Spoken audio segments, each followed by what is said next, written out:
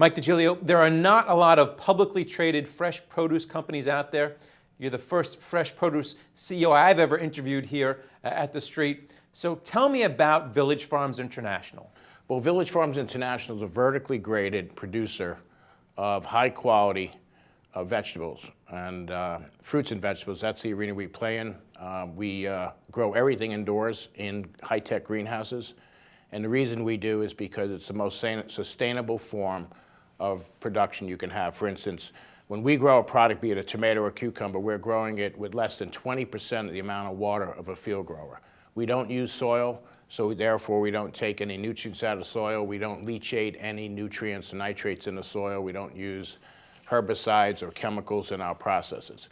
In fact, even in our processes indoors, we take CO2 and our plants convert it to oxygen. So I don't think you could see a more sustainable type of growing in what we do. And what type of expense does this add to your produce? Because you're selling to Whole Foods and Walmart.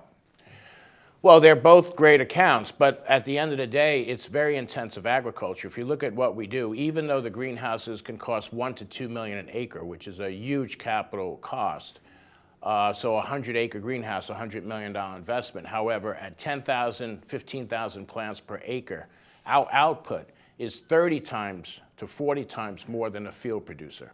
So you have to balance the output and the yield compared to the field, and when you look at your cost of production, it's close in line with field production, only much higher quality, and we grow year-round. That's the other thing, it's not seasonal. Can you talk about your restaurant business? We heard a lot about locally grown food during the Chipotle food safety scare.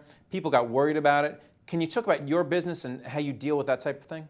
Well, within our business, we are constantly audited by independent auditors, and I'm proud to say for the 25 years Village Farms has been growing, we've had almost 100% audit grades all along. So we take food safety very seriously, and you should. I mean, 3,000 people die a year in the United States from foodborne illness, 120,000 are hospitalized. So it's almost like the American consumer in a way has become sterile to what's happening out there.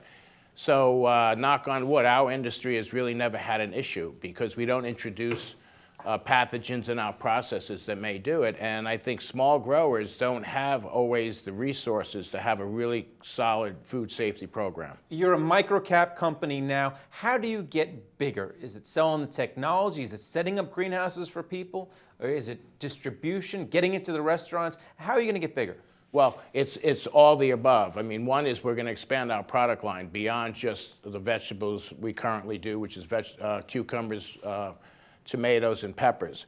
I mean, the leaf industry, lettuce industry, berry industry, all those industries in the next 10 years will be migrating to controlled agriculture. They really have to. There's just not enough water. If you look at the population, in the next 30 years, it's an increase of 2.3 billion people. That's 30%.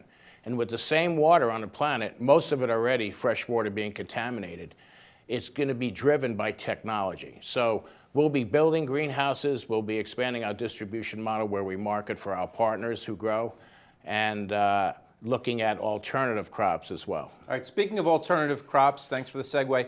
The big cash crop everyone's talking about here in America now is marijuana. Any plans to get into that business?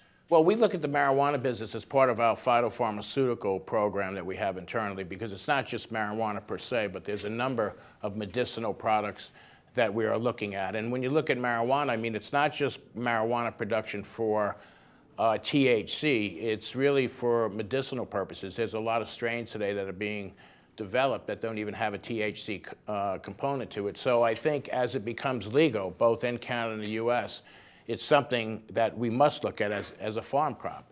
But I think you have to look at it very diligently because everything commoditizes out in time. So it's got to be done with the right long-term cost of production, which is always prudent in food production and agriculture, is to have the right cost.